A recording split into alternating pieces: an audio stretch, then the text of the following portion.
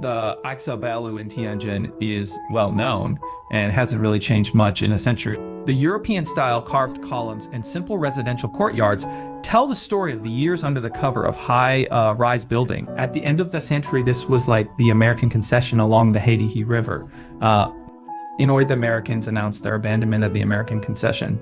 The British, who had coveted this land for a long time, reached an agreement with the Americans and just took it over. Before the ink on the agreement was dry, British merchants moved in, started large-scale construction, and built like houses. Ixabalu later surpassed the German, British, and French concessions and developed at an astonishing speed.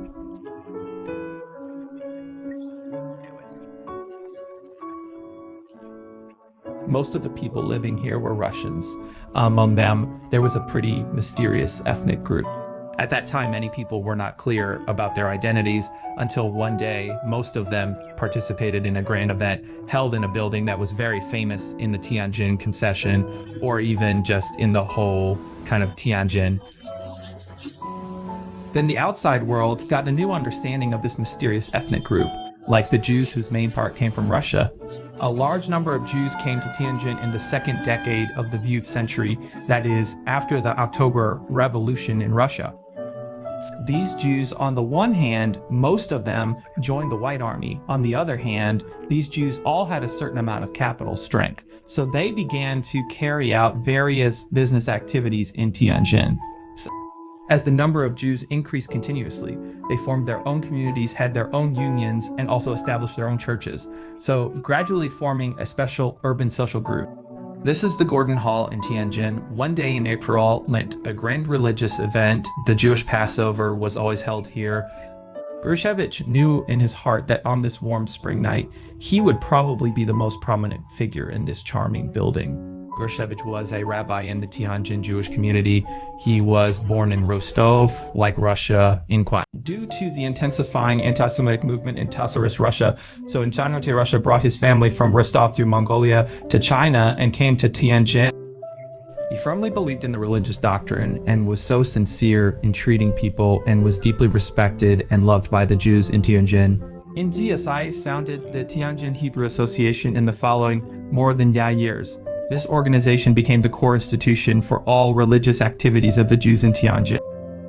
Because the Passover is almost like the most important festival among the Jewish festivals, just like the Chinese Spring Festival. The Passover is a day for Jewish families of several generations to reunite, so holding such a music like festival-style celebration in Tianjin is actually building a Jewish homeland in Tianjin, and through the music festival activities in a foreign land, showing that they do not forget their Jewish identity. For a long time, the Jews in Tianjin had no fixed religious activity like places. They rented houses as temporary synagogues and usually put the Ark of the Covenant and scriptures in boxes and took them out only on activity like days. So Leo Grushevich was the chairman of the Tianjin Jewish Workers Union Charity Association. He was born in Yakutsk, Russia, in Anskai, his father Yai. So Grushevich had 10 children. In data, Leo, who was engaged in the fur business, came to Tianjin. He was so smart, so hard working, and good at business, and accumulated a considerable amount of wealth in just a few years. At this time, he did not seek pleasure, but used his wealth to help the poor Jews, like in Tianjin. He was born in Russia. After coming to Tianjin from Russia, he started his own business independently, engaged in the whole fur business. After more than 10 years of hard work, his business was very successful at this time. He brought his whole family from Russia to Tianjin. At that time, his family included his father, 3 sisters, who were all married and had children, his 3 children and grandchildren, a total of more than just capital people in a large family. Now, so Victoria Villa Road in the British concession was the location of Grushevich's company. There was also a small library here, which was often a really good place for the Grushevich family and other Jews in Tianjin to communicate. After the whole micros, due to the Japanese reign of terror in the northeast region, a large number of Jews moved south from Harbin to Tianjin, and the number of Jews in Tianjin increased pretty dramatically. This library was so far from being able to meet the needs of the increasingly large-scale Jewish community in Tianjin at that time. At this time, it was urgent to build an entertainment and religious place for the Jews in Tianjin themselves. and the funds required for club construction still needed so long-term consideration. There are basically two ways for Jews to raise funds. One is to make large-scale donations according to their own economic strength.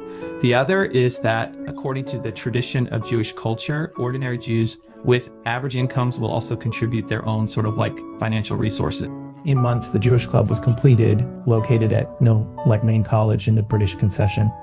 This Jewish club, which cost of all cents, UN added a really charming touch to many buildings in Tianjin at that time. There was a library in the club with about type TF books in Hebrew, Russian, English, and there was also a large theater that could hold concerts like dance performances and balls. The most interesting thing was that there were also card-playing rooms and billiard rooms in the club, and those who just wanted to take a chance could also play a few games in it. The original site of the Jewish club was at No Games like Kufi Road, Heping District, Tianjin. Now, it is the location of the Heping District government in Tianjin. The three-story building in those days has long disappeared, and so people can only imagine the former prosperity of the Jewish club among the high-rise building. This building was very solid, and there was a large rain cover at the entrance, so the original sentence was rather ambiguous, and it was polished according to speculation.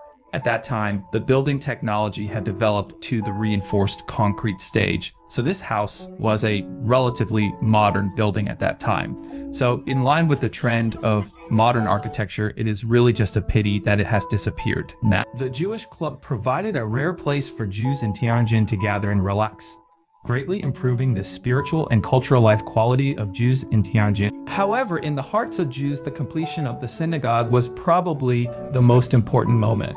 This was also the scene that Dershevich, a rabbi in Tianjin, had been waiting for but never really saw. Joseph Bolonsky, another rabbi in Tianjin, so fulfilled the unfulfilled wish of the former. In months, the Tianjin Jewish Association managed to rescue Imogen by all means and began to build a whole synagogue. The synagogue is the core of their spiritual cohesion. Just like Jews in other parts of the world, as long as there is a Jewish community and the economic conditions permit, they will surely build a whole kind of synagogue. With the synagogue, they feel that God is with them. Therefore, the establishment of the Tianjin synagogue is a symbol, meaning that on this land in Tianjin, Jews can actually turn it into their new homeland. In village, the synagogue in Tianjin was officially completed. This synagogue, located at the intersection of Nanjing Road and Zheshenzhihu Road, is the only building in Tianjin that still retains the symbols of Jewish culture. The architectural style of the Tianjin synagogue is pretty unique. It is neither like the Shanghai synagogue with Middle Eastern Sephardic charm, nor like the Harbin synagogue with Russian characteristic. Although it has a small area, it is extremely appealing in architectural art. The high-rise building has a straight and upright street facing side, like a huge shield piercing into the sky, looking majestic and sublime. The building lines are extremely simple with almost no decoration, revealing a really strong Nordic artistic style. This Nordic style also occupies a really unique position in the history of world synagogue architecture.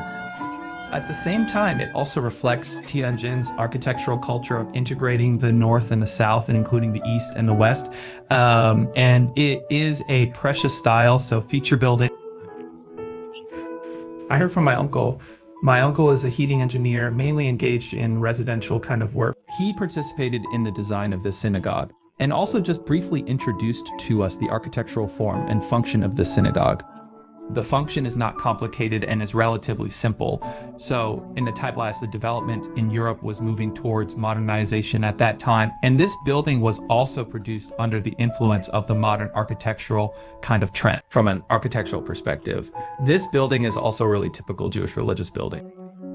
It stands tall with a square tower top and has a symbol called the Star of David, also known as the Jewish Star from an architectural perspective, and has other names, which are all kind of like typical features of Jewish religious building. There is a 7-branch candlestick at the glass entrance, which is a pretty typical symbol of Jewish religious buildings.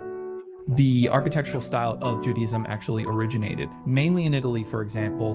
Thick walls, small toot, column windows, high-rise buildings, and pointed top-outer entrances are all sort of typical features of this kind of architectural style. The completion of the synagogue also marked the formal formation of the Jewish community. so in Tianjin. At that time, there were more than just and report Jews in Tianjin. More than 10 years later, in studio, when the news of the founding of Israel came, the Jewish trade union applied to the authorities for a gathering and was actually approved. Almost all the Jews gathered in the synagogue to celebrate the end of the nearly year-long worldwide dispersion of the Jewish nation. The Jewish nation is known all over the world for its sort of shrewdness and intelligence. The ability to do business and make a profit seems to be inborn for Jews, and the Jews in Tianjin are just no exception. In the books anyways, there were countless companies and commercial firms established by Jews involving industries such as fur jewelry, general merchandise, and even real estate. Of course, among these numerous companies, there were also some kind of shell company. These companies had fewer managers. They received orders from foreign countries, found factories in China to produce, and then resold the whole product.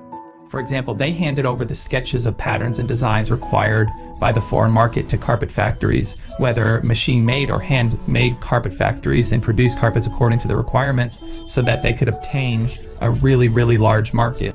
This shows that Jews are really good at seizing business opportunities. They connected the industrial chain through the foreign market and production areas in China, which also promoted the development of Tianjin's real estate industry. Tianjin's real estate industry was an important pivot in China's native product industry in terms of import and export until after, so liberation. The Feng Shui brand carpets produced here until the rates and drills. When it go Feng Shui call, it represented Chinese carpets, which were produced in Tianjin.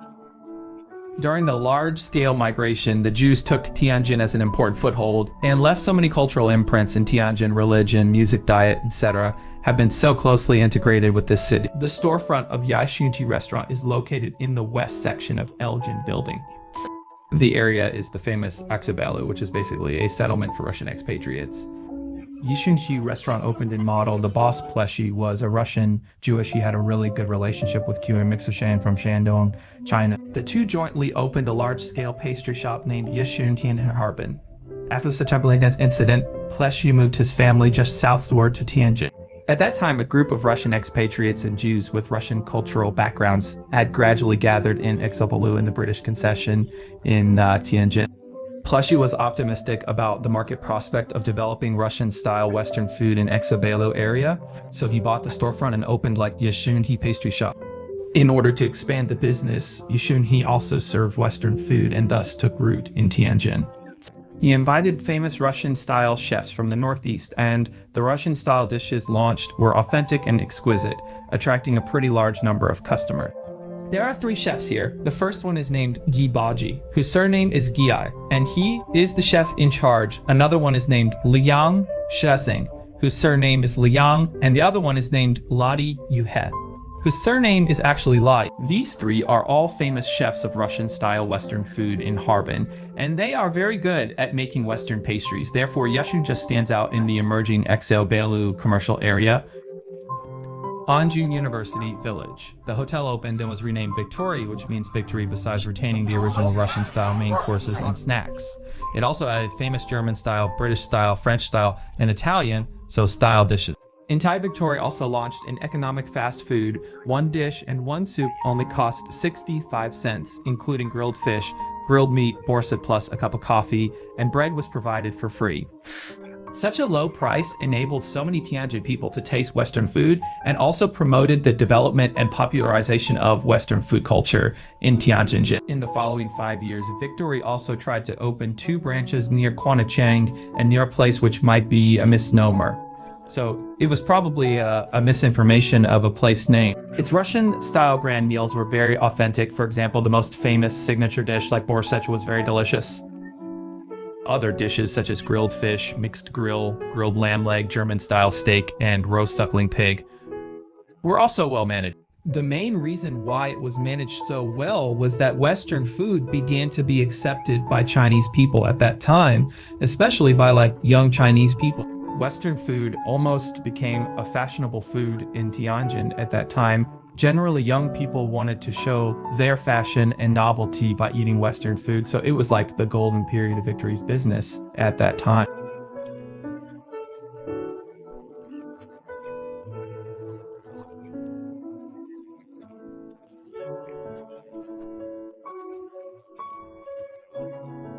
Samuel Miller was a student at Tianjin Grammar School. He was a Polish Jewish born in Tianjin in December and spent his childhood and adolescence here.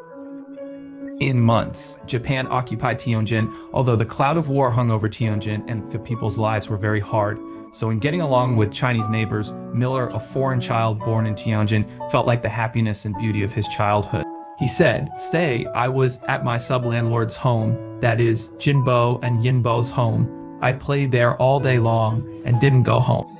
I just stayed at their home daily. The word Tianjir is a Tianjinese expression, not really meaning death, but just sticking to someone's home all day long and not going back even when his mother just called him.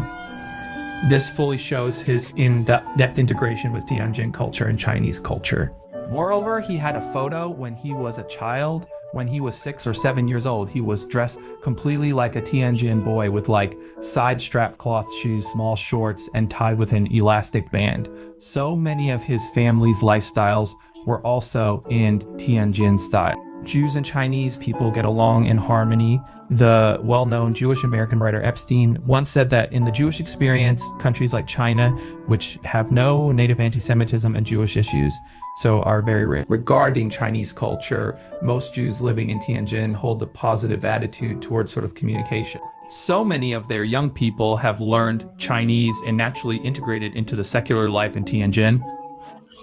He said that he could speak Tianjin dialect and words like nikjiabing, guzinik, a kind of Chinese snack, and gaidan guren, full big nuts, were very Tianjin sort of flavored. After he was over network, years old, that is after the reform and opening up as one of the early Israelis coming to China, he came to Tianjin to look for business opportunities. He almost came back several times a year, and every time he would just go to his Fukang Gli. Once he asked me to go and see his house, but unfortunately his house was so demolished that year. The first 5 buildings were still there.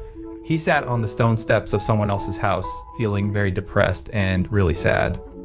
Suddenly his eyes lit up. There was a very interesting detail. He saw some words or comic drawings on the red, like brick wall. Maybe the child of that family was naughty, and he immediately became excited and said, "Oh, I did like this when I was a child too."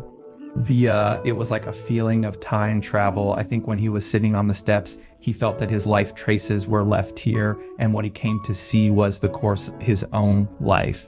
So this is a very deep emotion. 100 years have passed in a flash. The history of Jews in Tianjin is like a sunken ship, so deeply buried under the waves of time. However, those warm past events and the glory of human nature will always penetrate the dim sea waves and just shine in people's heart.